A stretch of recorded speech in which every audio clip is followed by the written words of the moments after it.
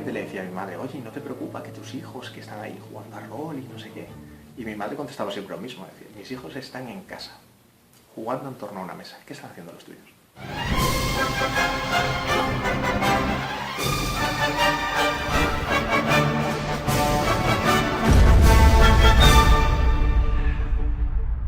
Con 13, 12 años ya me encantaban todos los juegos de mesa que había por aquel entonces.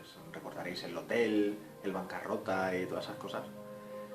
Que bueno, es la forma de empezar, pues, sobre todo con lo que había cuando yo era pequeño. Hoy en día pues hay mucha más diversidad. Pues me inicié a los juegos de tablero, a los juegos de mesa, pues hombre, evidentemente están todas las cosas de parchís, la boca y esas cosas, pero realmente nunca me gustaron porque yo estaba esperando pues eso, los juegos de mesa de verdad. Y empecé con uno muy estúpido, uno de los primeros que recuerdo, uno muy estúpido, que era La Ruta del Tesoro, que en realidad es el Monopoly, un juego que realmente odio y que nunca he terminado la partida. Pues sacares el Monopoly no acabas tú una partida en tu vida. Yo no he acabado ninguna partida de Monopoly. Pero que esta Ruta del Tesoro tenía doblones, tenía monedas y cosas así, y eran unos barcos que iban recorriendo el mundo, y es lo típico. Ahí ya empecé una de las cosas chulas de los juegos, que es, a veces el sistema no importa tanto como el tema, ¿no?, que le pongas, y ahí pues para mí fue importante. La vena friki, hombre, de toda la vida. A mí siempre me ha encantado la ciencia ficción y la fantasía y todo eso. Lo que hacemos nosotros en concreto nació porque estudié teatro y me gustó mucho la lucha escénica, así que hubo un poco de fusión de lo friki y lo que estudié. Yo empecé pues con la Nintendo, con los 8 bits, con todo ese mundillo, y claro, el saltar de la pantalla a la mesa pues era casi como un paso natural. Veías un juego que te lo ponían delante y era parecido a lo que tú llegabas a jugar en tu televisión, en tu casa, pero a la vez con amigos, compartido, y era como una combinación perfecta. Eso pues yo creo que fueron nuestros primeros inicios. En mi caso, por ejemplo, fue el Hero Quest, fue de las primeras cosas que probamos. Y con el Hero Quest pues ya pues eso, vivías tus aventuras igual que vivías tú en tus videojuegos, pero esta vez eras tú el protagonista, eras tú el que decidías todo de una manera más crucial, porque te mataban y te importaba más, te tirabas ahí un montón de horas luchando contra los escenarios, y claro, cuando perecías era como mucho más real, era como romper esa cuarta pared y sumergirte mucho más en el mundo, muchísimo más que con los videojuegos. Yo creo que nació de las cosas que me ponía mi madre para ver de pequeño. Doctor Who, la familia Addams, esa clase de cosas que, bueno, al final acaban siendo parte de tu vida, y esto es solamente un paso más. A mí me nació a través de los libros de fantasía o de cómics, y como todo el mundo a través de las películas que hemos visto todos. Yo he hecho baile toda mi vida, así que lo de subirme en un escenario me encanta. Star Wars viene muy bien por el escenario, por los sable láser y todo eso, pero también hacemos piratas, ninjas o lo que nos piden, lo que hay espacio. Claro, cuando practicamos con sable láser en el parque, la policía nos para menos si estuvieron con sables de verdad, pero bueno. La respuesta corta viene a ser básicamente sables de luz. ¡Bonito! A mi padre siempre le ha gustado muchísimo la ciencia ficción, a mi abuelo también le gustó siempre mucho la ciencia ficción, y quieras o no, lo que chupas en casa, pues lo acabas desarrollando como gusto propio. Y en este caso, pues bueno, mi abuelo se aficionó a Stan Getz, yo todavía era pequeñito, y él, bueno, me mostró la serie, me la enseñó y disfruté como un enano.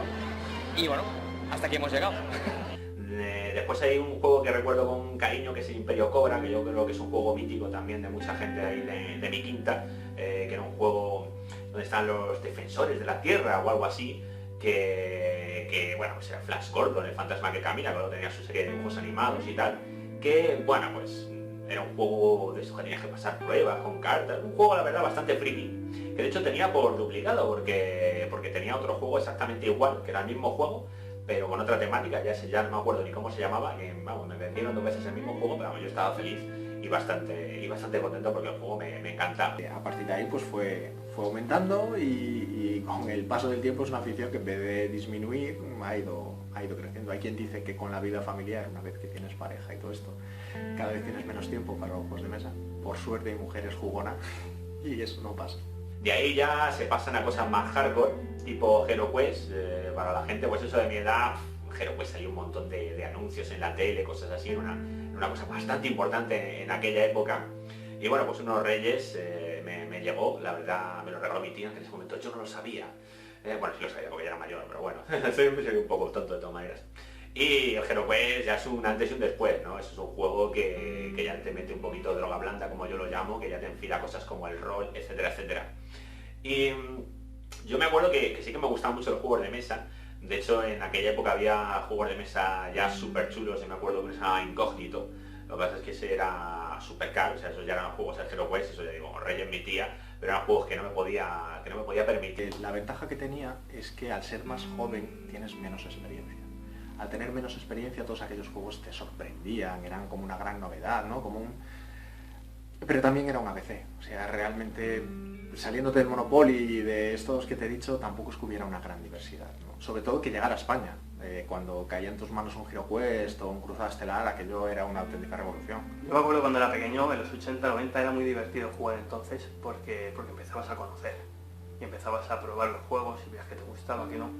Y una historia triste de mi infancia es que como mis padres no me podían comprar esos juegos tan caros, tan chulos que salían en aquella época, pues lo que siempre hacían era pillarme las versiones baratas de Falomir Juegos, ¿no? Que tenía pues eso, versión barata del Incógnito, por ejemplo, que se llamaba Venecia o algo así, y que eran juegos absurdos donde tirabas un dado, te movías y hacías una acción y cosas así que eran horribles, y ahí empecé a darme cuenta de que había juegos muy cutres, sobre todo juegos que copiaban otros juegos.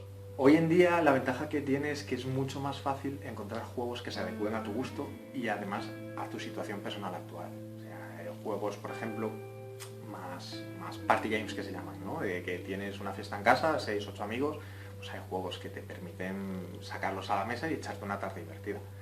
Cuando yo era, bueno, en esa época, cuando yo era más pequeño, eso no pasaba. Nosotros aprendimos a jugar por nuestros propios medios, o sea, no sabíamos nada, no había, por ejemplo, como ahora, que hay posibilidad de ver en YouTube cómo jugar a los juegos, o posibilidad de ir a una tienda y que te enseñen en la tienda. Eso antes se llevaba mucho menos, o sea, eso era más... O sea, si te querías realmente empapar de un juego, tenía que ser porque te interesaba, te lo tenías que currar, te tenías que leer todo el libro, empezar a jugar, repetirlo cuando lo jugabas mal, volverlo a jugar. Ahora, sin embargo, es verdad que es mucho más fácil porque ahora vas a cualquier lado y siempre hay alguien dispuesto a echarte una mano. Oye, pues esto se juega así, pues esto se juega así.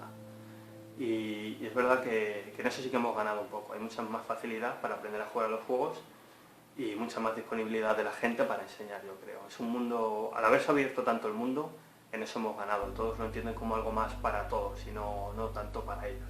Y cuando eres un crío, pues todo es más divertido. También cuando eres un adolescente todo es más horrible, ¿no? Pero bueno, te lo pasabas mejor, tenías menos problemas en la cabeza y te podía durar el juego casi todo el día.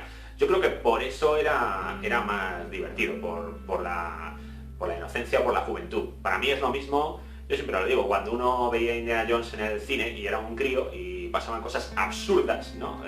Pues yo siempre pongo el mismo ejemplo. En la escena hasta que se tiran todos del hidroavión con una lancha de estas que se va hinchando y se caen en un río y tal, y tú veías eso y decías, ¿cómo mola, tío? ¿Cómo lo flipa? Bueno, eso es una chorrada, eso no puede pasar de ningún modo.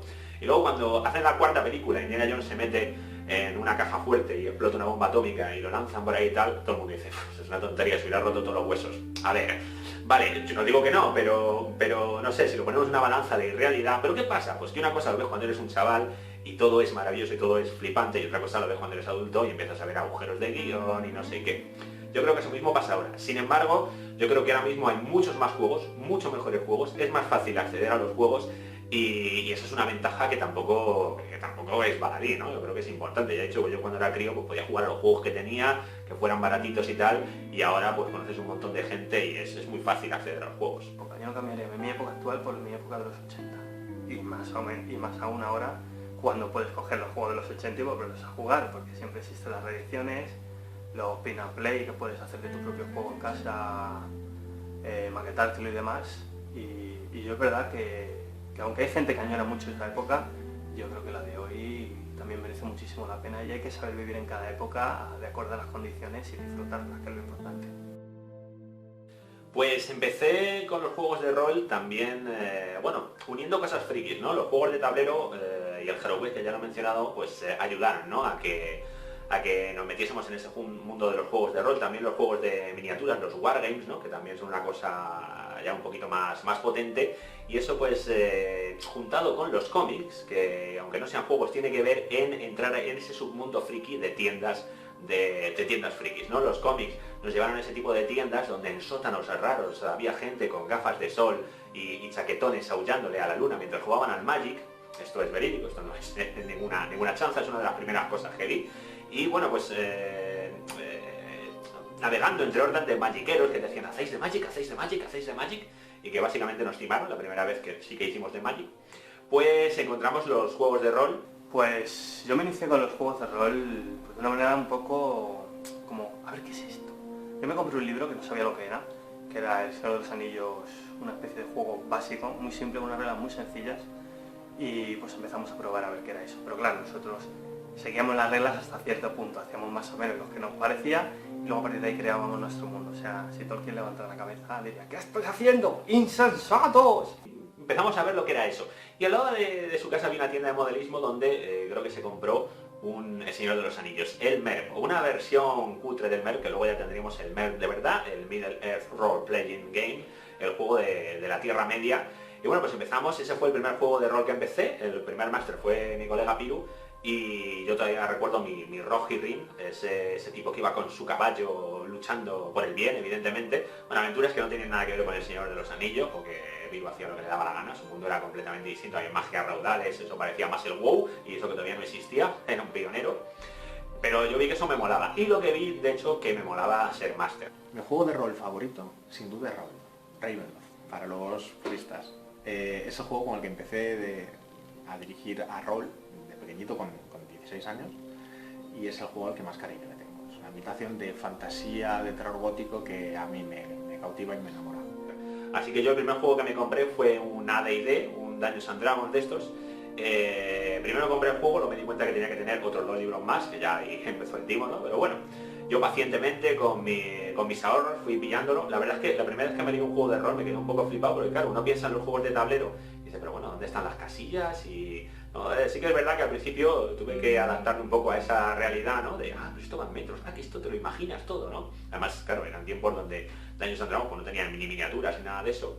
Pero bueno, pues ya empecé a crear mi mundo, mis mapas, evidentemente el mundo pastiche copiaba mucho de Warhammer, ¿no? Tenía un mundo muy copiado de Warhammer, me hacía un montón de mapas pegando folios, yo siempre he sido muy imaginativo pero un poco torpe, ¿no?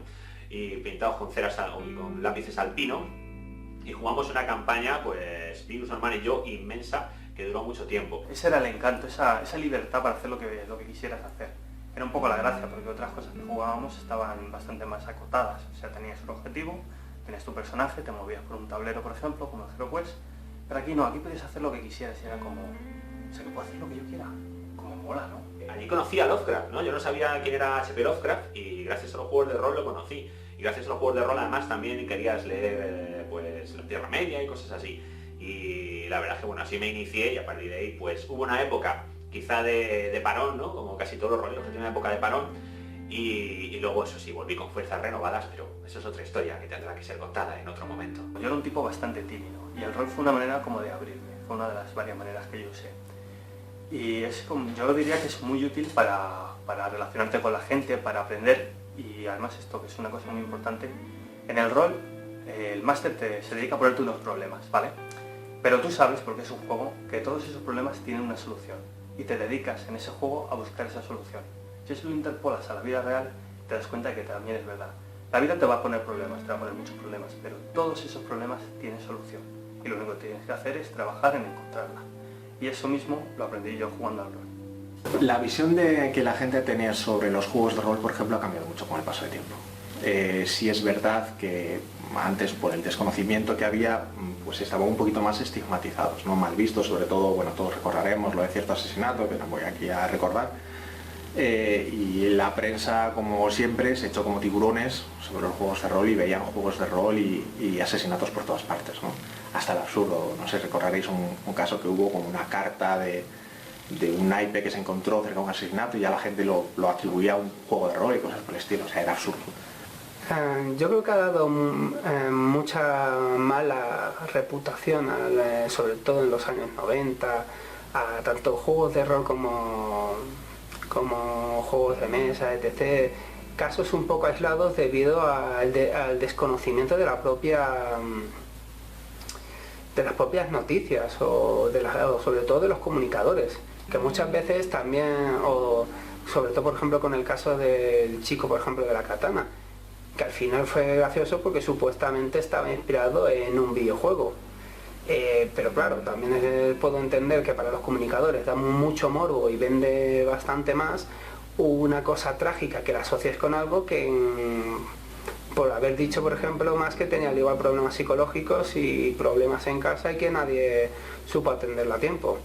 Solo son justificaciones, porque si hubiese visto al igual una película de dibujos, si hubiese atentado con un disfrazado de Mickey o algo, se hubiese echado la culpa a las películas de Walt Disney. O sea, simplemente a veces son excusas, y sobre todo los medios de comunicación, cuando quieren hacer daño, vender algo, pueden manipular y vender lo que quieran. Yo creo que el rol a día de hoy tiene todavía mucho estigma, tiene todavía una espada de Damocles encima por todo el tema del niño de Catán y todas estas movidas que ha habido. Y creo que a día de hoy todavía hay que hacer mucho trabajo, pero sin embargo es una herramienta buenísima para trabajar con chavales en el cole, les enseña a trabajar en grupo, desarrollar sus actitudes, les enseña que todos pueden ser válidos para todos en algún momento. O sea, es una herramienta que el día que aprendamos a utilizarlo va a ser mejor que lo de mover las mierdecitas con la fuerza, pues mucho mejor. Va a ser la panacea. El mundo friki siempre ha estado más o menos mal visto también pues como siempre se dice, por la ignorancia y el desconocimiento. Mucha gente siempre ha asociado de que a la gente que le gustaba jugar a rol, a juegos de mesa, a las cosas, por ejemplo, que antes se consideran de serie B y lo demás, pues era para gente pues retraída, gente rara, y que no veían que eso pudiese estar al alcance de cualquiera. Entonces, por eso siempre se ha visto como un poco apartado. También es verdad que mucha gente que a veces jugaba era de un carácter un poco también bastante cerrado, de que no le gustaba abrirse a depende de qué tipo de personas, y digamos que se retroalimentaban. Yo recuerdo, por ejemplo, cuando era pequeño, que mi madre nos veía jugar. En alguna ocasión hemos jugado en la cocina y mi madre estaba limpiando y nos veía jugar a rol y se reía tanto más que nosotros. Es más, en la época en la que comentábamos de que el rol estaba más estigmatizado, la gente le decía a mi madre: oye, no te preocupa que tus hijos que están ahí jugando a rol y no sé qué. Y mi madre contestaba siempre lo mismo, decía: mis hijos están en casa, jugando en torno a una mesa. ¿Qué están haciendo los tuyos? Una cosa que no me gusta así de los juegos de mesa, de los juegos de rol, es que muchas veces es un juego y la gente se lo toma como un juego, se lo toma muy en serio y al final pues crea problemas. O sea, llega un momento en el que no es tan bueno ni tomárselo muy en serio ni tomárselo muy a la ligera. O sea, me refiero, tú estás jugando un juego en el que si te picas, si te enfadas, pues ya pierde toda la gracia, porque al final el juego es para estar con tus amigos, para tener algo emocionante con ellos, pero no para irte a tu casa mosqueado. Eso ya no funciona. Además que eso, pues básicamente todos lo pensamos, aunque todo nos puede pasar alguna vez. Pero también pasa lo contrario. Si tus amigos se están esforzando por hacer un juego, por realizar una aventura, y tú estás pasando en el tema, va, ¿ves ese juego? Yo creo que es importante respetar, tanto en un extremo como en el otro. O sea, respetar, tanto para no tomártelo como una coña, como una tontería, porque estáis haciendo una actividad entre varios, y eso es importante, como para no dejar que esa actividad te absorba y pierdas el objetivo real, que es un juego y que es para pasárselo bien. O sea, que la gente que se va a uno de los dos extremos, al final me toca un poco la moral, y es lo que menos me gusta un poco de este mundillo. Quizá haya un nivel excesivo de endogamia, por ejemplo, en cuestión de juegos de rol hay demasiado, o sea, nos conocemos un poquito todos, sobre todo los que tenemos una cierta edad, y estaría bien abrirnos un poquito a más gente, buscar otras formas de iniciar a más gente, ¿no?, en el ocio. Hay mucha ¿cómo decirlo?, mucha curiosidad. Mucho de, oye, eso del rol, ¿cómo es? Oye, esto, ¿cómo es? Y es verdad que tú les enseñas, tal, no sé qué, y aunque algunos te miran con una cara así un poco de me voy a guardar la cartera, me voy a tapar el cuello, por lo que pueda pasar, pero al final la gente prueba y por norma general les gusta. Es muy fácil meter a alguien en el rol, yo nunca he tenido muchos problemas. Cuando alguien me preguntaba, bueno, ¿y esto del rol cómo es? Yo siempre empezaba igual. Tú imagínate que vas corriendo por un bosque, no sé qué, ¿vale? Y escuchas sonidos de perros persiguiéndote. ¿Qué haces? Esa persona ya te empieza a responder, ¿no? Pues no sé, busco un sitio al que subirme, busco algún lugar donde esconderme, y a partir de ahí lo voy metiendo, le voy diciendo, vale, pues mientras vas corriendo por el bosque, no sabes muy bien qué haces aquí, cómo has llegado, no tienes mucha memoria, pues ves unas luces en la distancia y entre los árboles, cuando corres hacia allí, pues ves que se trata de una casa. ¿Qué haces? Y con el que haces, la persona te va respondiendo, y poco a poco los voy metiendo en una historia de terror de una casa que ya me conozco muy bien. La gente se lo pasa genial y te acaba diciendo a media hora, o sea, tampoco los enrollo mucho, ¿no? Y te acaba diciendo, guay, ¿el rol es esto? Pues sí, te esperabas.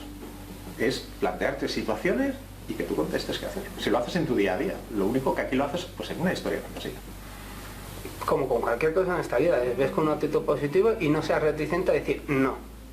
Al igual pruébalo, a ver qué te parece, qué tipo de gustos tienes, porque como hay tanta variedad de juegos, posiblemente sea difícil que no encuentres algo que te guste. Porque si por ejemplo te gustan bastante los deportes, al igual encuentras algún juego de mesa que es de deportes y luego te encanta. Luego en todo este tipo de juegos tienes juegos que son competitivos, juegos que son cooperativos, juegos que interactúas y emulas batallas, etc. O sea que como mínimo le diría que siempre mirase de probarlo y buscase un género que le gustase. Yo digo una cosa que a mucha gente no le gusta, y es lo primero, es que los juegos me permiten evadirme, ¿no? Yo estudié literatura. En la literatura decían que hay un tipo de literatura que es literatura que se llama de evasión, que suele ser pues que si la ciencia ficción y tal, y que está considerada como algo menor. Sin embargo, yo creo que todo el arte en el mundo es para evadirse, y yo creo que el juego también, ¿no? Es para evadirte de este mundo gris, anodino y asqueroso. Vamos, no porque vuestra vida sea así, pero la mía sí, ¿sabéis? La vida es muy triste y necesito jugar aunque sea al parchís, porque si no, pues no lo aguanto. A mí los juegos lo que me ofrecen es la oportunidad de compartir un momento social con mis amigos. Normalmente cuando quedas con una persona lo haces pues en un bar o si vas a su casa pues para charlar un ratín. A mí me ofrece la oportunidad de estar pues, viviendo una aventura con ellos o intentando superar un desafío juntos, a buscar una alternativa de ocio que no sea o bar o cine, básicamente. Y bueno, es una alternativa que cada vez se está imponiendo más. No solamente en mi círculo, sino en general, en los círculos en los que yo me muevo, pues mucha gente queda o bien para jugar a rol o bien para echarse un día una partida a un juego de mesa. Sí, la verdad es que es una perfecta forma de socializar, de conocer a gente. Y sobre todo eso, por ejemplo, se ve mucho en otro tipo de países en los cuales muchas veces el clima no ayuda, entonces tiene una cultura bastante más antigua de juegos de mesa. Aquí también el pensamiento de juegos de mesa se considera que es para niños, cuando perfectamente podríamos decir como el backgammon, el Go, el ajedrez, no son precisamente juegos orientados a niños. Para mí los juegos me ofrecen, lo primero, diversión, o sea, te diviertes, es una válvula de escape para lo que es esta realidad. Yo siempre digo una cosa muy graciosa que a mí me hace mucha gracia, y es que los jugadores de rol somos héroes en todas nuestras vidas, en todas menos en una, que es la vida real, evidentemente. Y ese es un poco, quizás el poder ser ese afán quijotesco de querer salvar a la princesa y de querer hacer cosas, nada más que es verdad que lo podéis hacer con los videojuegos, pero con los juegos de rol, con los juegos de mesa, pues como que es como más real, o sea, puedes ser más tú en esos juegos, puedes dar más de ti para intentar ser un héroe, para intentar hacer algo así.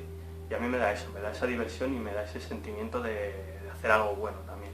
Y hacer algo bueno al final te repercute en cosas buenas. El futuro de todo este mundo friki, ¿no? Del rol, de los juegos, pues evidentemente nadie lo sabe y todo el mundo hace teorías. Y bueno, como a mí me gusta mucho la ciencia ficción y el futurismo, pues también las hago. Yo pienso que el friquismo se va a convertir en mainstream. Yo me acuerdo cuando éramos chavales y pues estaba el casino del pueblo donde jugaban los mayores al dominó, y hacíamos la broma de que cuando seamos nosotros mayores estaremos ahí jugando al Hero Quest o jugando al Señor de los Anillos o algo así, ¿no? Y yo pienso que esa puede ser la realidad. Yo pienso que todas estas cosas se van a volver más mainstream. Porque el rollo videojuegos y ahora mismo que están las películas de los Vengadores y todas estas cosas, cuando yo era crío, eso era impensable. Mi hermano que me saca 12 años, pero que también le encantaban los cómics, pues él lo ve y dice, yo esto lo soñaba de pequeño y claro, me parece increíble, ¿no? Entonces yo pienso que lo friki se va a hacer un poco más mainstream. Y es verdad que se habla, por ejemplo, ahora mismo de saturación de mercado, en el rol se habla mucho, pero bueno, pues el mercado cuando se saturará, se sacarán menos cosas y volverá a empezar. Yo la verdad es que yo veo un futuro positivo. Hoy en día la cultura friki está creciendo mucho, o sea, tenemos series como Big Bang Theory, de hecho, que están acercando ese friquismo al mainstream, ¿no? A las corrientes de un poquito más... bueno, que buscan otras alternativas de ocio. Pero hoy en día lo que es el mundillo friki se está acercando mucho a la gente, sobre todo por la gran diversidad de juegos y series que hay en el mercado. O sea, hoy en día ves a gente aficionada a Juego de Tronos, que es una serie friki. O sea, la mires por donde la mires y está ahí, está muy de moda, ¿no? Gente que nunca se consideraría friki, que sin embargo pues lee cómics, tebeos y cosas así, ¿no? La gente tiene un concepto que no se ajusta al verdadero significado de friki. Cuando un friki, tal y como la gran mayoría de la gente conoce la palabra, hace algo, suele ser disfrazarse para un estreno de una película 1 o 2 veces al año. Pero luego está la mayoría de la gente que se disfraza todas las semanas o todos los meses para ir a sus partidos de fútbol. ¿Quién es más friki? Pues no estoy yo aquí para juzgar, pero sencillamente hay diferentes frikismos. A nosotros nos gusta la fantasía y los sables láser. Creo que los frikis están mal entendidos, que no es lo mismo. Los frikis no es que seamos ni malas personas ni malas personas. Mucha gente que se piensa que un friki que va disfrazado, que no vamos disfrazados, vamos uniformados, es un tío raro. No es un tío raro, no, es un tío que disfruta con lo que le gusta y le gusta enseñarle a los demás lo que le gusta, nada más. Pues yo creo que los frikis ahora mismo no están tan mal vistos. Yo creo que la verdad es que hay una especie de cosa de que los frikis están de moda, los frikis son guay. Todo el mundo habla de Big Bang Theory y esas cosas, de Will Wheaton. Y yo pienso primero que muchos de los críos que éramos frikis ahora ya somos adultos y algunos ya como somos mainstream, por así decirlo. Y hay mucho friki, ¿no? Que antes te podría juzgar y ahora es que es uno de nosotros. les hemos metido en la secta, somos los cilones. Y yo me acuerdo que mi chica siempre dice, si es que los frikis ya domináis el mundo, ¿no? Es verdad, o sea, ya ves dibujo, manga en la tele y cosas así. Y yo pienso que ahora incluso el friki está de moda, el friki es cool. Yo ya no sé si eso derivará en volver otra vez a ser mal visto, o que luego ya no esté de moda, o que ya el friki sea una cosa normal y vengan otra cosa peor, que haya más allá de los frikis, que no sé lo que es, pero imaginaos. En el tema de que haya parejas que no entiendan las aficiones a veces de su pareja, también a veces, como hemos dicho antes, eso, por un desconocimiento, como hablábamos de que como socialmente no está aceptado, lo ven raro. Muchas veces las novias siempre de muchos amigos. En este caso es menos común que sean las chicas las que estén iniciadas. Siempre acaban diciendo que los chicos tenemos el síndrome de Peter Pan, de que nos acaba gustando los juguetes, los juegos y cosas así, incluso aunque seamos adultos. Los frikis estaban mal vistos antes. Yo creo que ahora no están tan mal vistos. Yo creo que sí, nosotros nacimos en una época en la que, bueno, friki viene, como todos sabéis, de la palabra monstruo, de extraño, de algo raro. Y nos creamos en una época en la que ser friki era ser un outsider, estar fuera un poco del círculo de la sociedad. Eras alguien que jugaba cosas muy raras, que hacía cosas extrañas en su tiempo libre, más lejos del onanismo que otra cosa. Y claro, para la gente eso, pues no lo entendía, era como, ¿qué es eso? Pero a día de hoy todo el mundo es friki de algo, o sea, hasta el tío más serio, más recto y más gris puede ser friki de Juego de Tronos, porque se ha atracado toda la serie y le encanta. Hoy en día el friquismo está a tope del mundo, es decir, las películas de superhéroes son las películas que más dinero ganan en el verano y todo eso. Realmente ese es el momento para hacerlo. Todo el mundo estamos compartiendo nuestros gustos con todo el mundo.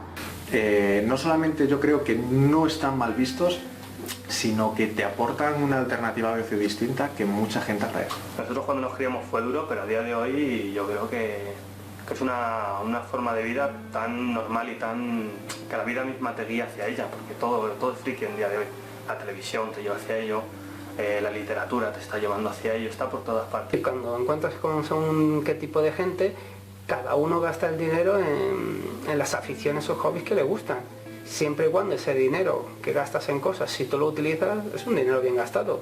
Ya puedes disfrutarlo gastándote un dinero desde una caña de pescar, en equipo de escalada, en tunear el coche, o gastarte un dinero acabando en juegos de mesa. Sí, ahí es verdad que hay gente que a día de hoy pues todavía pues como que lo lleva como que ser friki es algo malo, todavía no se ha quitado ese estigma.